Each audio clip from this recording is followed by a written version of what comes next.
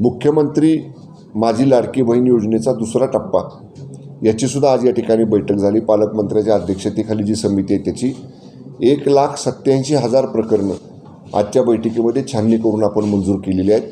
एकूण जिल्ह्याचा जर मागची प्रकरणं पहिल्या टप्प्यामध्ये झालेली आत्ताची जर प्रकरणं पाहिली तर जवळपास 7,09,000 प्रकरणं एकूण आपल्या जिल्ह्यामध्ये पात्र होऊन मंजूर या ठिकाणी आपण केलेली आहेत।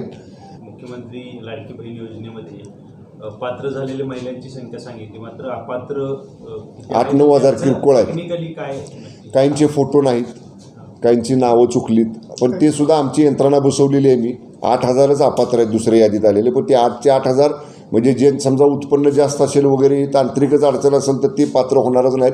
पण किरकोळ गोष्टी असतील तर त्या तात्काळ दुरुस्त करायचे आदेश आज आम्ही दिलेले आहेत। यंत्रणा पूर्ण आज आत्ता दिवसभर रात्रभर बसून जास्तीत जास्त पात्र कसे होतील याचा निश्चितपणे आम्ही आज जास्तीत जास्त पात्र करायचा निर्णय घेतलेला आहे। आदित्य ठाकरेंनी लाडकी बहीण योजनेचे जे पैसे महिलांच्या खात्यावर जमा होत आहेत, पण काही बँकांकडून ते पैसे कट केले जातात असा आरोप महिलांच्याकडून। अजिबात तसं करायचं नाही म्हणून सक्त सूचना आपण SLBCमध्ये स्टेट लेवल बँकर्स कमिटी जी आहे राज्याची त्याच्यामध्ये माननीय वित्तमंत्री महोदय, उपमुख्यमंत्री महोदय, माननीय अजितदादा पवार साहेबांनी स्वतः दिलेले आहेत की या योजनेचे पैसे हे महिलांनाच मिळाले पाहिजेत।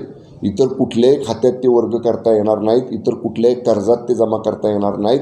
त्यामुळं असं जर कुठं घडत असेल तर जिल्ह्यामध्ये सुद्धा मी DLBCची बैठक घ्यायला मी जिल्हाधिकारीच त्याचे अध्यक्ष असतात मला वाटतं, जिल्हाधिकाऱ्यांनी ऑलरेडी सूचना दिलेल्या आहेत। पण जर घडत असेल तर तशा बँक अधिकाऱ्यावर 100% गुन्हा दाखल करत कारवाई केली जाईल। महाराष्ट्रामध्ये गर्दी खूप होते, KYC मध्ये अडचण येते, आपल्या कार्यकर्त्यांनी तक्रार केली होती, त्यावर काय उपाय? या बाबतीत रिजनल मॅनेजर जे बँक ऑफ महाराष्ट्राचे, जी बँक ऑफ महाराष्ट्र आपल्याला डिस्ट्रिक्ट लीड बँक आहे त्यांच्याशी मी स्वतः बोललेलो आहे। माननीय जिल्हाधिकाऱ्यांनी स्वतः सूचना दिलेल्या आहेत। त्या ठिकाणी गर्दी नियंत्रण करण्यासाठी किंवा काम तिथलं वेळेवर करण्यासाठी आउटसोर्सिंग करून काही यंत्रणा वाढवा अशा सूचना, कारण तेवढी एकच राष्ट्रीयकृत बँक त्या पूर्ण विभागामध्ये आहे। त्यामुळे जास्तीत जास्त लोकांना कमी वेळेत सुविधा देण्याच्या सूचना बँकेला आपण शासनाकडून दिलेल्या आहेत।